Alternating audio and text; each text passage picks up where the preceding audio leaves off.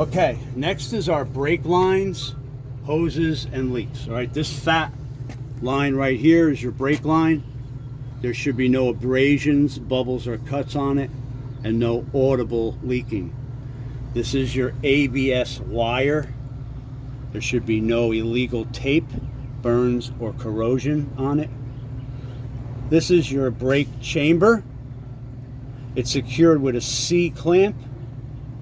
There's no cracks, no illegal welding, and no audible leaks coming from it. This next piece here, technically you do not have to say it on your test anymore, but I show it to everybody because it's really important.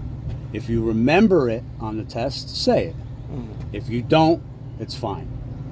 This is your push rod. This is your slack adjuster. It's secured with 2 pins and 2 cotter pins, and the free play cannot be more than 1 inch.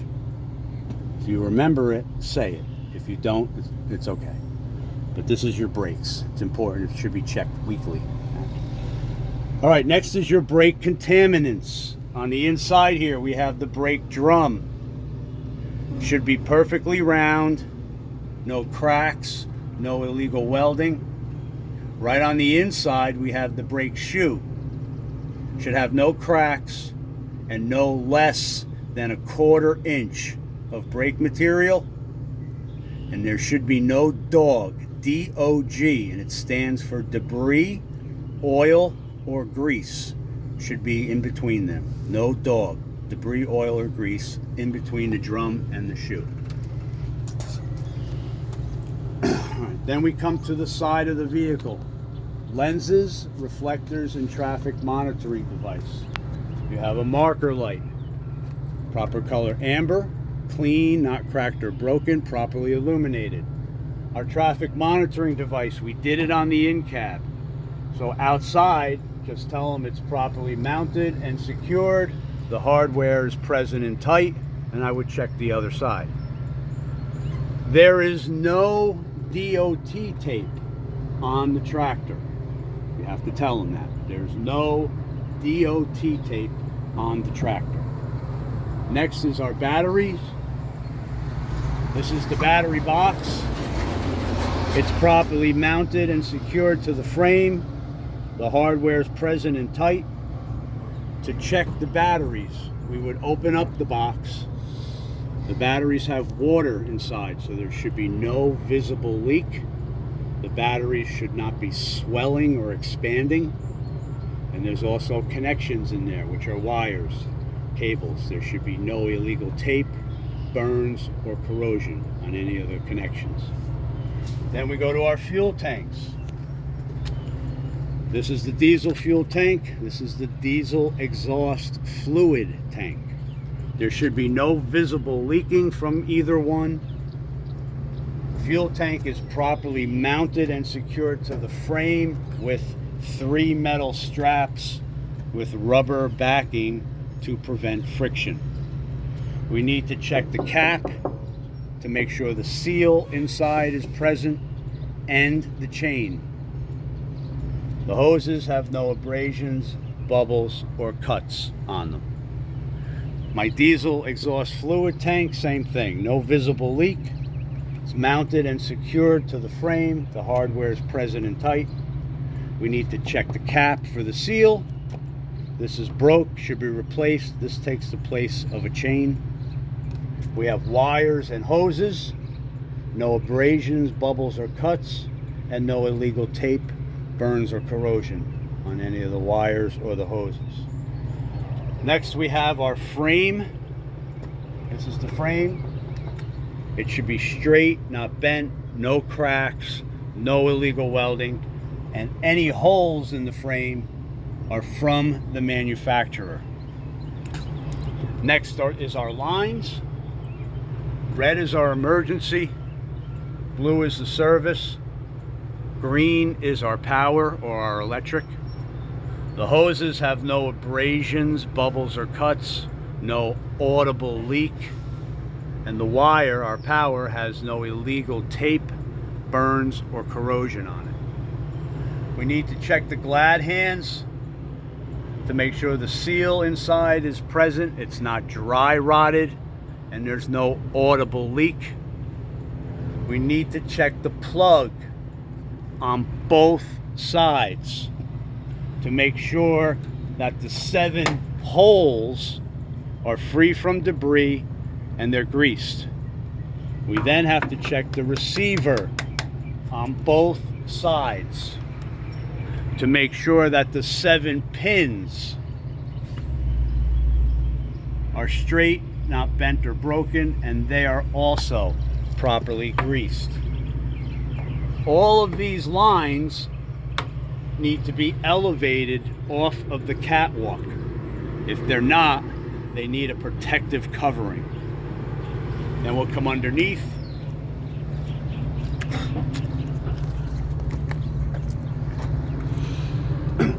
This is your apron. It should be straight, not bent, no cracks, no illegal welding. All of the holes are from the manufacturer. The apron is sitting on top of the skid plate. There should be no daylight in between the apron and the skid plate, and the skid plate should be properly greased.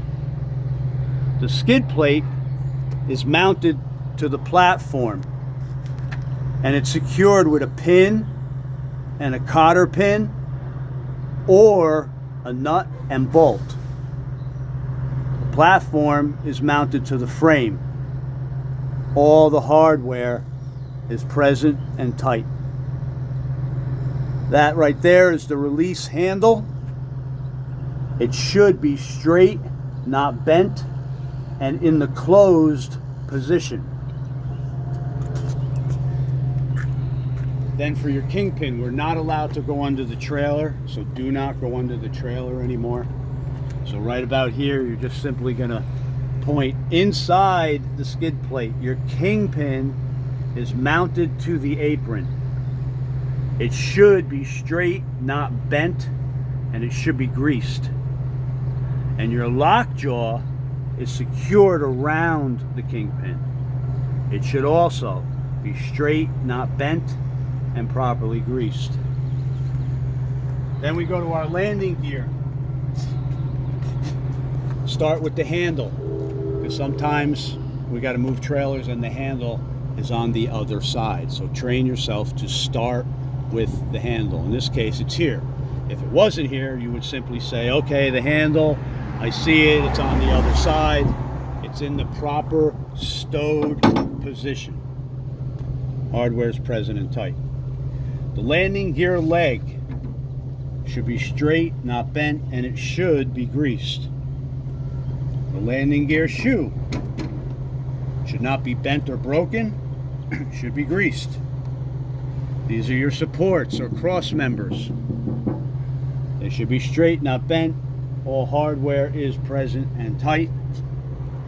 The landing gear shoe needs to be lifted off the ground 6 to 10 inches so we have enough clearance for driving. We also have enough clearance between the landing gear and the tractor wheels for turning. Enough clearance for turning. Then we're on the side of the trailer, so we're looking up top. We're looking for clearance lights. They should be clean, not cracked or broken, proper color amber, properly illuminated. We're looking for our red and white DOT tape. Runs down the whole length of the trailer. We have a marker light, proper color amber, should be illuminated, clean, not cracked or broken. Work our way to the back.